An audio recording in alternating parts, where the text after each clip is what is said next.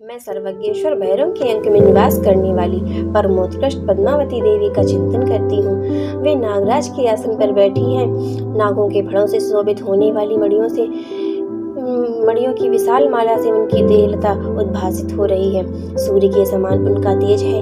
3 नेत्र उनकी शोभा बढ़ा रहे हैं। वे हाथों में माला, कुंभ, कपाल और कमल लिए हुए हैं तथा उनके मस्तक में अर्धचंद्र का मुकुट शोभित है। ऋषि कहते हैं, देवी का यह कथन सुनकर दूत को बड़ा अमर्ष हुआ। उसने दैत्यराज के पास जाकर सब समाचार विस्तार पूर्वक कह सुनाया। दूत के उस वचन को सुनकर दैत्यराज कुपित हो उठा और सेनापति धूम्रलोचन से बोला, धूम्रलोचन, तुम शीघ्र अपनी सेना को साथ लेकर उस जगह जाओ और उस दुष्टा के केस पकड़कर घसीटते हुए उसे बलपूर्वक यहाँ ले आओ। उसकी रक्षा करने के लिए यदि कोई दूसरा खड़ा हो तो वह देवता, यक्ष, गंधर्व ही क्यों न हो, उसे अवश्य मार डालना। ऋषि कहते हैं, सुम्र के इस प्रकार आज्ञा देने पर वह धूम्रलोचन दैत्य 60,000 असुरों की सेना को साथ लेकर वहां से तुरंत चल दिया। वह वहां पहुंचा।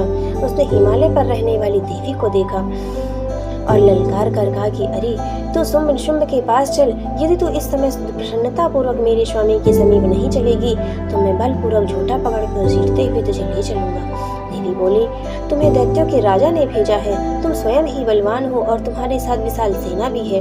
यदि ऐसी दशा में तुम मुझे बलपूर्वक ले चलोगे तो मैं क्या ही कर सकती हूँ। ऋषि कहते हैं, देवी के यूं कहने पर धूम्रलोचन असुर उनकी ओर दौड़ा।